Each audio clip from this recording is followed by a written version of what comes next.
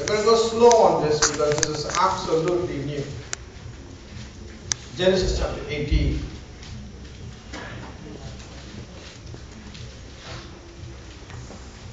If you look at verse number 1, you're going to find that Abraham has just entered into a covenant with God. Just entered into a covenant with God. His name has been changed. He's undergone circumcision. And he is a man with an expectant heart, sitting in a place by the trees of Mamre. Have a look at that in your Bible.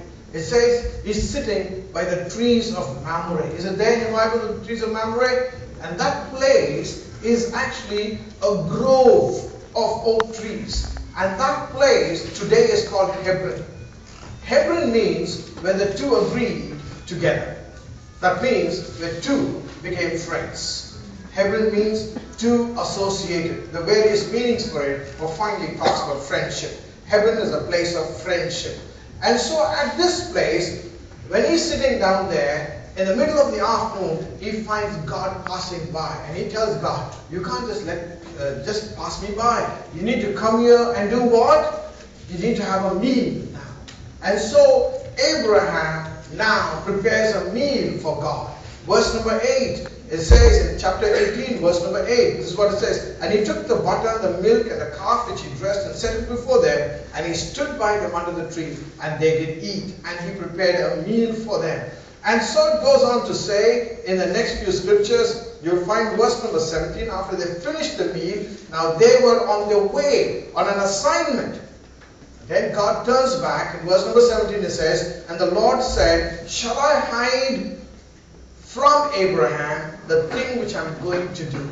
That means God was telling himself that I cannot walk in secret. I've eaten food in my friend's house. I cannot leave him ignorant. And so he turns back and goes to Abraham and he tells him the assignment. He tells him that he's going to destroy Sodom and Gomorrah. And now Abraham is really concerned. Why should he be concerned? Because his nephew is living in Sodom and Gomorrah with his wife and two daughters. How many of them are there? How many of them are there? Immediately this friend of God, say friend of God. This friend of God starts to plead with God.